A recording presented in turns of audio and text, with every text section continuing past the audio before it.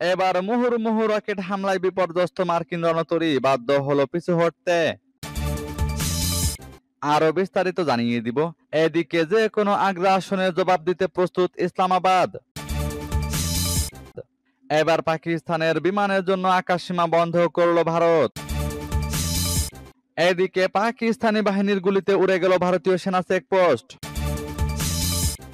আরো জানিয়ে দিব, এবার ভয়ঙ্কর দাবানলে জ্বলছে ইসরায়েল, হন্য হয়ে পালাচ্ছেন বাসিন্দারা। এদিকে গাজায় ইসরায়েলি হামলায় একদিনে নিহত আরো অন্তত ৩৫ জন ফিলিস্তিনি। এবার আকাশ সীমায় নজরদারি বাড়িয়েছে পাকিস্তান। এবং সর্বশেষে জানিয়ে দিব, এদিকে মার্কিন বাণিজ্য যুদ্ধের শেষ দেখে ছাড়বে চীন, হুঁশিয়ারি বেইজিং এর। শুনছিলেন সংবাদ শিরোনাম, এখন বিস্তারিত। তবে তার আগে অনুরোধ থাকবে, এই ভিডিওতে একটি লাইক দিন এবং কমেন্টস করে জানিয়ে দিন আপনি কোন জেলা থেকে বা কোথায় থেকে আমাদের সাথে যুক্ত রয়েছেন। এবং সংবাদের সর্বশেষ গুরুত্বপূর্ণ আপডেট পেতে চ্যানেলটি সাবস্ক্রাইব করে আমাদের সঙ্গেই থাকুন। এবার মুহুর্মুহু রকেট হামলায় বিপর্যস্ত মার্কিন রণতরী, বাধ্য হলো পিছু হটতে। লোহিত সাগরে ইয়েমেনের সশস্ত্র বাহিনীর মুহুর্মুহু রকেট হামলার মুখে পিছু হটল যুক্তরাষ্ট্রের যুদ্ধ বিমানবাহী রণতরী ইউএসএস হ্যারি এস ট্রুম্যান। টানা হামলার মুখে রণতরীটি বিপর্যস্ত হয়ে আরো উত্তর দিকে পিছু হটতে বাধ্য হয়েছে। এর আগে ইয়েমেনি হুতি বিদ্রোহীদের ছোড়া ক্ষেপণাস্ত্রের আঘাত থেকে বাঁচতে দ্রুত ঘুরতে গিয়ে ওই রণতরী থেকে $৬৭ কোটি মূল্যের একটি অত্যাধুনিক যুদ্ধ বিমান সাগরে ডুবে যায়। হ্যারি এস ট্রুম্যান নিয়ে সংবাদ মাধ্যম তেহরান টাইমসের প্রতিবেদনে বলা হয়েছে, ইয়েমেনের প্রতিরক্ষা মন্ত্রণালয়ের একটি সূত্রে বরাতে জানায়, ইউএসএস হ্যারি এস ট্রুম্যান রণতরী ও তার সঙ্গে থাকা অন্য যুদ্ধজাহাজগুলো শিগগিরই লোহিত সাগর অঞ্চল ছাড়তে বাধ্য হয়েছে। ইয়েমেনি সূত্রটির দাবি, আমরা মার্কিন ট্রুম্যান রণতরীতে সরাসরি আঘাত হানার খবরটি নাকচ করছি না। আমরা যে কোনো মুহূর্তে এটিকে লোহিত সাগর এলাকা ছেড়ে যেতে দেখতে পারি। এদিকে ইয়েমেনের সশস্ত্র বাহিনী সোমবার হামলার দায় স্বীকার করে জানায়, হামলাটি ছিল এই রণতরী থেকে চালানো হামলা, বেসামরিক মানুষ এবং শরণার্থী নিহতের প্রতিবাদে পাল্টা হামলার জবাব। ভারতের প্রধানমন্ত্রী নরেন্দ্র মোদীর সাম্প্রতিক পাকিস্তান বিরোধী অবস্থানকে ঘিরে দুই দেশের মধ্যে নতুন করে উত্তেজনা ছড়িয়ে পড়েছে। এ প্রেক্ষাপটে পাকিস্তান স্পষ্ট জানিয়ে দিয়েছে, যে কোনো আগ্রাসনের জবাব কঠোর ও উপযুক্তভাবে দেওয়া হবে। পাকিস্তানের প্রধানমন্ত্রী শাহবাজ শরীফের রাজনৈতিক ও পাবলিক অ্যাফেয়ার্স বিষয়ক উপদেষ্টা রানা সানাউল্লাহ খান সম্প্রতি বলেছেন, নরেন্দ্র মোদী তার নির্বাচনী স্বার্থ সিদ্ধির জন্য আবারও পাকিস্তান বিরোধী মনোভাবকে রাজনৈতিক হাতিয়ার হিসেবে ব্যবহার করছেন। পুলওয়ামা থেকে শুরু করে বর্তমান পরিস্থিতি পর্যন্ত মোদী একাধিকবার নাটক মনস্থ করেছেন। তিনি আরো বলেন, মোদী চাইলেই উস্কানিমূলক কাজ করতে পারেন, কিন্তু পারমাণবিক শক্তিধর পাকিস্তানের বিরুদ্ধে সরাসরি যুদ্ধ চাপিয়ে দেওয়ার অবস্থানে তিনি নেই।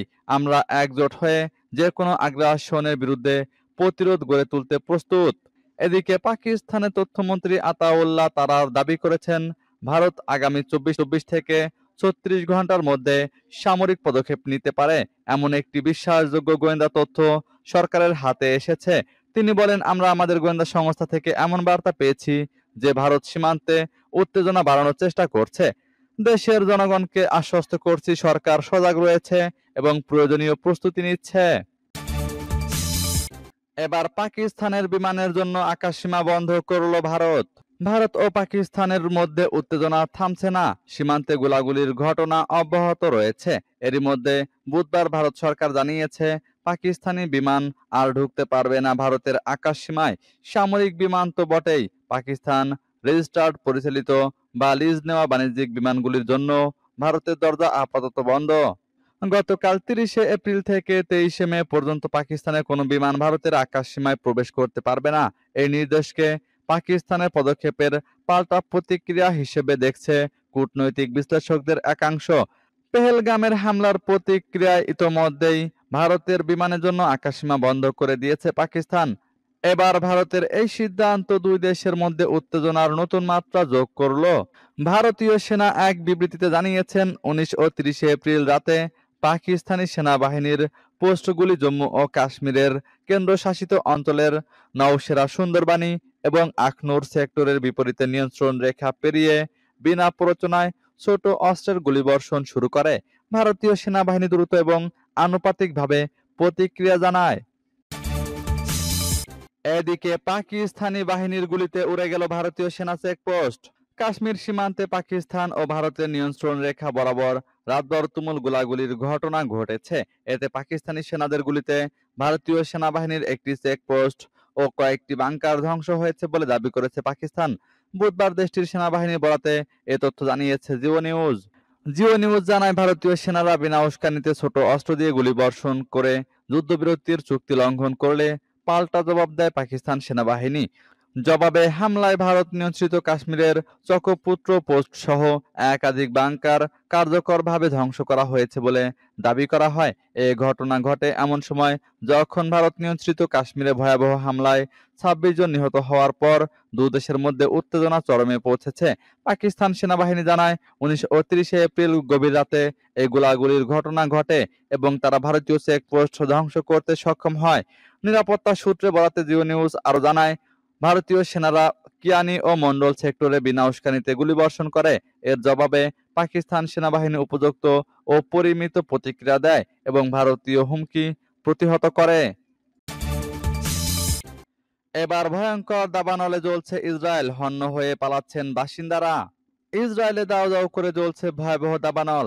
তাদের দখলকৃত জেরুজালেমের পশ্চিমাঞ্চলের এস্টাওল বনাঞ্চলে এ দাবানল ছড়িয়ে পড়েছে।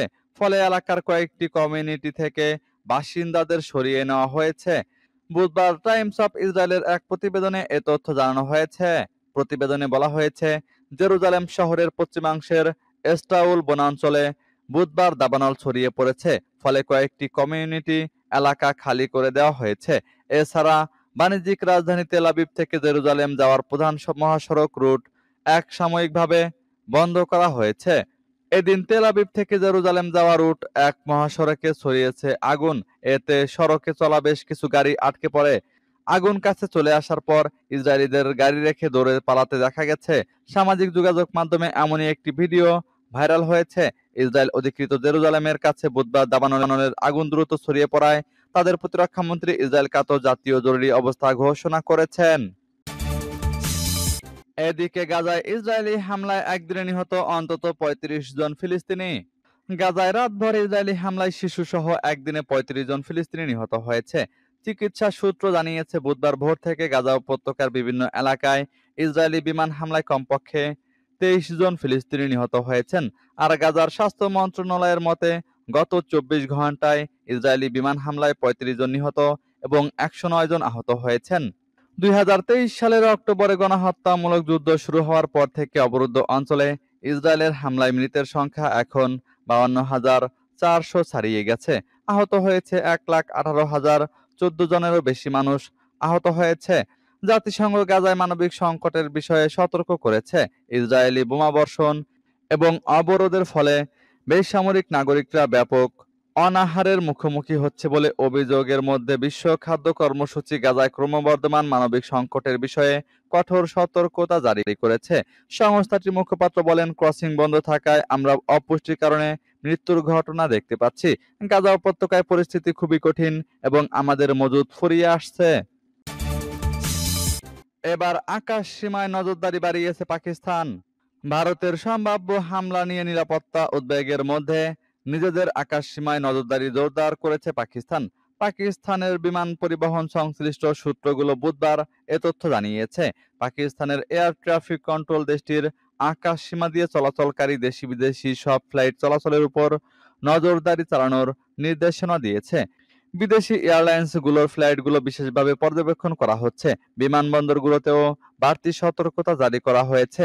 সূত্রগুলো জানিয়েছে, সন্দেহজনক যে কোনো উড়োজাহাজের উপর নজরদারি বাড়ানো হয়েছে। কোনো ফ্লাইট নিয়ে সন্দেহ হলে উচ্চ পর্যায়ের অনুমোদন ছাড়া ক্লিয়ারেন্স দেওয়া হবে না। নিরাপত্তার কারণে বুধবার পাকিস্তান নিয়ন্ত্রিত কাশ্মীরের গিলগিট ও স্কারদুস শহরের নির্ধারিত সব বাণিজ্যিক ফ্লাইট বাতিল করা হয়েছে। সংশ্লিষ্ট কর্মকর্তারা বলেছেন, সতর্কতা হিসেবে এসব পদক্ষেপ নেওয়া হয়েছে। আঞ্চলিক উত্তেজনা বাড়ার কারণে নিজেদের আকাশ সীমা সুরক্ষিত রাখতেই পাকিস্তান এসব পদক্ষেপ নিয়েছে। এদিকে মার্কিন বাণিজ্য যুদ্ধের শেষ দেখে ছাড়বে চীন। যুক্তরাষ্ট্র যদি তাদের শুল্ক যুদ্ধ চালিয়ে যাওয়ার সিদ্ধান্ত নেয়, তবে বেইজিং পিছু হটবে না। চীন এই বাণিজ্য যুদ্ধ শেষ পর্যন্ত দেখে ছাড়বে। ব্রাজিলে ব্রিক্স পররাষ্ট্রমন্ত্রীদের বর্ধিত বৈঠকে চীনের পররাষ্ট্রমন্ত্রী ওয়াং ই এমনটা বলেন। চীনের পররাষ্ট্র মন্ত্রণালয়ের ওয়েবসাইটে প্রকাশিত মন্ত্রীর বিবৃতি অনুসারে বাণিজ্য যুদ্ধের প্রতি চীনের প্রতিক্রিয়া স্পষ্ট এবং সিদ্ধান্তমূলক। যদি আপনি লড়াইয়ের উপর জোর দেন, আমরা শেষ পর্যন্ত লড়াই করব। যদি আপনি সংলাপের জন্য প্রস্তুত থাকেন, তবে তা অবশ্যই সম্মান এবং সমতার উপর ভিত্তি করে হতে হবে। চীন কেবল তার জাতীয় মর্যাদায় নয়, বরং বিশ্বের উজ্জ্বল ভবিষ্যতও রক্ষা করছে। ওয়াং ই আরো বলেন, ব্রিক্স এর উচিত আন্তর্জাতিক সম্পর্কের মূল নীতিমালা অনুসরণ করা, বহুমুখী বাণিজ্য ব্যবস্থা রক্ষা করা এবং সম্পর্কের একটি ন্যায্য বৈশ্বিক ব্যবস্থা গড়ে তোলা। তিনি বলেন, মূল প্রশ্নটি হলো, আমরা কি বিশ্বে একমেরু আধিপত্যবাদী শাসনকে মেনে নেই, নাকি আমরা একটি ন্যায়সঙ্গত এবং সুশৃঙ্খল বহুমেরু বিশ্বকে উৎসাহিত করি? এখন যেহেতু যুক্তরাষ্ট্র বিশ্বজুড়ে তার শুল্কের কাঠি ছড়িয়ে দিচ্ছে, আন্তর্জাতিক সম্প্রদায়কে সিদ্ধান্ত নিতে হবে যে তারা জঙ্গলে ফিরে যেতে প্রস্তুত কিনা, সেখানে শক্তিশালীরা দুর্বলদের স্বীকার করে।